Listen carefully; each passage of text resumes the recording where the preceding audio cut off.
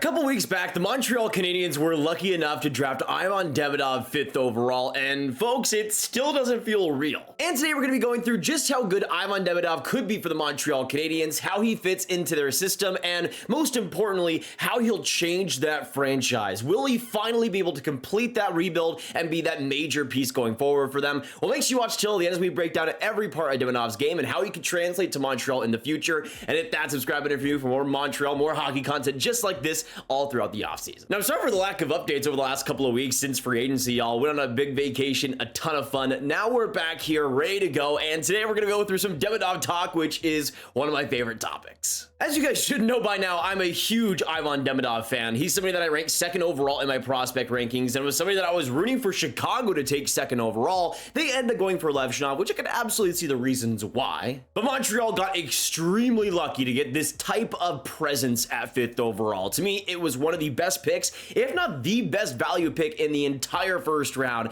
And saying that at 5th overall, it's saying quite a bit. It seems like every year during the draft process, the Montreal Canadiens love to cloud the judgment out there, and they really do seem to use media in a very special way. You could tell back in the 2022 draft how Shane Wright was the consensus first overall guy, and even after the draft lottery, there really wasn't much to shake that until the last couple of weeks really of the draft season, where Yuri Slafkovsky ultimately became the favorite and eventually was the first overall pick by Montreal. The 2023 draft especially was a lot of smoke and mirrors. We heard a lot about their interest in Matvei Michkov and him being a player that was really likely to be the pick. We also heard Ryan Leonard a ton as well leading up to the draft. Albert Dvorsky was also in play there too, but ultimately somebody that we really didn't hear much about Montreal's interest in, David Reinbacher, ended up actually being the pick at 5th overall. Out of nowhere, seemingly Reinbacher was the pick, but I think the whole time Reinbacher was somebody Montreal really did like, and they were throwing out these other players to media to kind of cloud the whole judgment and whole narrative here. Really, this is just a fancy trick that Montreal uses with especially the media to try and deter other NHL teams, to try and trick other NHL teams into thinking they like one player just to go for another player in the end. Early on in the draft process, we heard Montreal's liking for a player like Michael Brandsegg-Nygard, who ended up being drafted 15th overall to Detroit. He was really the early favorite, especially as Montreal was kind of in that more 8 to 10 range at the start of the season. You also had interest in Cole Eiserman naturally, and somebody that at that time who was projected to be more of a second, third, fourth overall pick, fit pretty naturally in with where Montreal would end up finishing. You also had the pretty logical conclusion that they did like a player like Hayden Lindstrom, who ultimately went a slot further ahead of them at 4th overall to Columbus, who I still think would have been a really interesting addition by Montreal, but not Eiserman Demidov. But as the draft season continued, it was TJ Ginla that was really the main favorite, especially after the draft lottery, as Montreal confirmed to have that 5th overall pick. Ginla was looked at as maybe the most realistic option, considering the Habs' really apparent interest in him, and also the fact that their position was around where TJ Ginla was starting to go. He was somebody that really trended well in the second half of the season, had a fantastic WHL playoffs, and he'd only go just after the Montreal pick at 6th overall to Utah, so not too far off. But then we continued to hear more about a bunch of different guys. Beckett Seneca was also somebody that with his monstrous OHL season was really looking like an option for Montreal, and somebody they were really looking towards and really looking for on the forward side. He was somebody that really was a wild card in this draft, and he really was going 3rd overall to Anaheim. Montreal didn't even have the option to reach for Beckett Seneca. The Ducks already did. But then towards the draft, we started hearing more and more about defensemen. Zayne Parekh was somebody we started to hear a lot about, a potential option for the Habs. Z Buim was also somebody that we heard a lot about potentially going to Anaheim, potentially going to Montreal too if they wanted to go for a lefty, and we heard a lot about him, especially heading up to draft day, which makes him dropping to 12th overall just that much more surprising. I still can't believe that. But ultimately, just like every other year, the smoke and mirrors were there completely, and there really wasn't a lot of talk, in my opinion, about Eiserman Demidov actually being the guy for Montreal. There was some chatter here and there that if he was there, that he could be the pick, but there was a lot of talk about a defenseman being picked, about a Seneca or a TJ Ginla being the pick there, that Demidov really truly wasn't the focus. But of course, the Montreal Canadiens, in my opinion, made the right decision, getting him at 5th overall, and with everything else, all of the craziness around all these other prospects, they went for the best player available. And this is what I'm talking about now with Montreal, because I honestly, from here on out, cannot trust anything that anybody says about the Habs, especially leading up to the draft, because all of it is smoke and mirrors. All of it, I think, is pretty purposeful by the Montreal organization to try to get these fake rumors out there, to try to spread things that aren't true so they can get their guys in the end. And especially in this case, it worked. And to me, almost throughout this entire draft process, Demidov was exactly the type of player that I wanted to see Montreal draft, and especially on draft day, he was, in my opinion, their best case scenario. Obviously, Celebrini wasn't going to be there, but if they were going to draft anybody and have it be a home run, it was Demidov. And for me personally, he fits this Montreal system so perfectly. What did they need? What did Montreal truly need going forward? I thought they needed a game-breaking, pace-pushing, electrifying offensive piece, and Demidov is that to a T. And especially when we look towards that 2024 NHL draft, to me, Montreal made such a right decision here, especially when you consider how good he can be compared to his peers. I would not be surprised that when it's all said and done, every one of these players are retired, that Demidov is the highest point producer, that he's number one among everybody. I also wouldn't be surprised if Celebrini is the best overall player, potentially wins a couple of cups, but I do think in Demidov's case, you're getting potentially the best point producer, the best offensive talent, and to me, that's exactly a fifth overall, the type of bet you want to make. I don't think Seneca or Lindstrom are going to get there. I think they're both going to be pretty great players, but in Demidov's case, the offense potential there, I think he could become one of the highest scoring players over the last 5 years. He could be just that good. I think in general, Montreal couldn't really have asked for a better first round. Him, Michael Hage are two brilliant picks there in the first, but in Demidov's case specifically, I think he changes that franchise so much. They went from a team that's going to have a great defense, good goaltending, decent scoring, to a team that I think has a lot more of an overall group and can actually compete offensively. That was really the main worry for me, especially going over and skipping on Michkov, drafting David Reinbacher instead, is that even though the defense is going to be very good and very complete, very balanced, I thought that offensive game would have been a little bit lacking, especially at the time with Slafkovsky not really breaking out in a major way yet. There really wasn't too much confidence for me, at least, that Montreal would have all the top-end offense they needed to win a Stanley Cup. Even though I still think it'll be a little bit hard, even with Demidov, I think he solves a lot of problems with this Habs team. You look at the top end, and even though there's a couple of prospects here that haven't made the show yet, like a Philip Bouchard and an Owen Beck,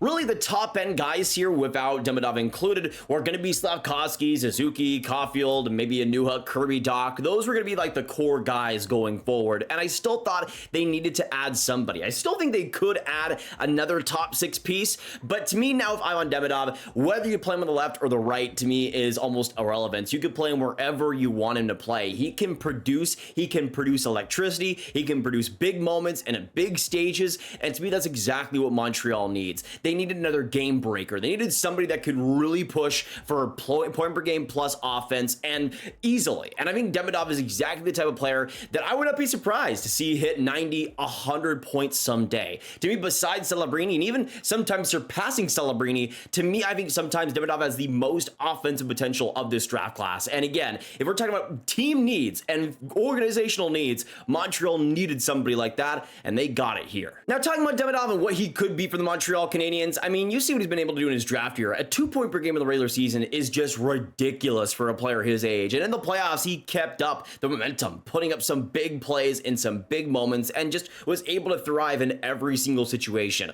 There is the question marks there of the MHL play, and it is soft. I will say that. There's no denying that. The MHL is not a great league, but I also think Demidov is the exact type of character and player to overcome that, to instantly be a great pro player, because I think there were some habits, especially earlier on the season, that I didn't quite like. There was a point this year in my draft process where I had him more as the 5th best prospect in this draft rather than number 2, but he was able to shore up a lot of the defensive mistakes, act a lot more engaged on breakouts, and a lot more engaged in the defensive zone. He's somebody that I think really showed a lot more character in improving his attributes and improving his weaknesses. That's something that I really wanted to see out of Demidov in the second half, and he absolutely brought that. I thought he was his best in the playoffs, where he was just putting up speed and putting up offense everywhere throughout the ice and really proving himself that he can do more than just score. He can do more than just deke. That's one of the most important things for Demidov to prove, and he proved that in the second half. That's why I have little worries of Demidov transitioning onto the pro game, because his character and his work ethic has already been proven to be a massive strength. And also, with how Montreal has drafted over the past couple of years, very openly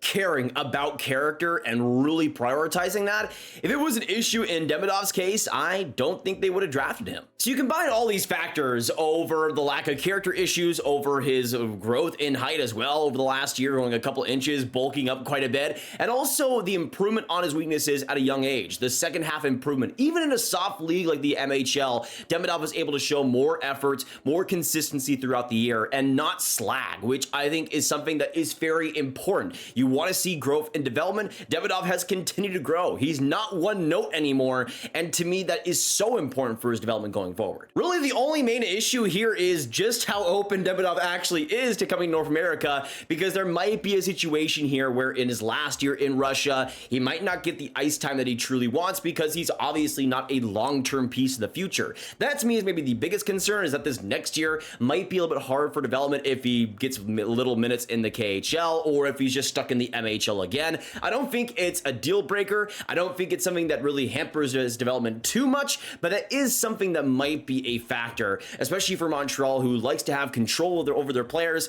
Demidov is going to be somebody that they'll have little control of. But I think that term is the major thing. Only having 1 year left on this contract is, to me, the most important thing here, because even if that season goes horribly wrong or something and he has to play another season in the MHL, again, I don't think that's a huge concern, especially if he goes back and really works on improving his complete overall game. I think there might be still a lot of adjustments, especially when he comes to the pros, comes to North America, but I do think he's somebody that still, with the talent he has, is going to overcome that eventually. It's not this 5-year thing where they have no control over him and there's no ice time there to handle with. In Demidov's case, even in the worst case scenario, I still think he'll be incredible for Montreal. Now, here's the thing. Let's say that Demidov goes and plays in the MHL full-time next season, that his KHL team doesn't give him the confidence there. Then I do think he require another season of seasoning in the AHL to really get adjusted to the pro game. Maybe I'm wrong there. Maybe Demidov is instantly the star there, but I would not be surprised if he has to require a little bit of pro seasoning to get adjusted completely, especially North American ice. It is a major adjustment there with the smaller ice, with the closed gaps. It's going to be a lot harder for Demidov to find that open space. But if he does play in the KHL immediately, if he is able to get a good amount of pro games, get the same amount of opportunity that Matvei did this last year, then I could absolutely see Demidov being a player that steps into the NHL after next season and is immediately an impact forward, like Matvei will be for Philly. And in that situation where everything goes right for his development, I could see Demidov instantly being a Calder candidate. I don't think he'll immediately put up 80, 100 points, but I think this is the exact type of guy that could really fit into your middle six effortlessly with the talent he has there, especially with power play time. That guy is going to be feasting. I don't care if it's the NHL.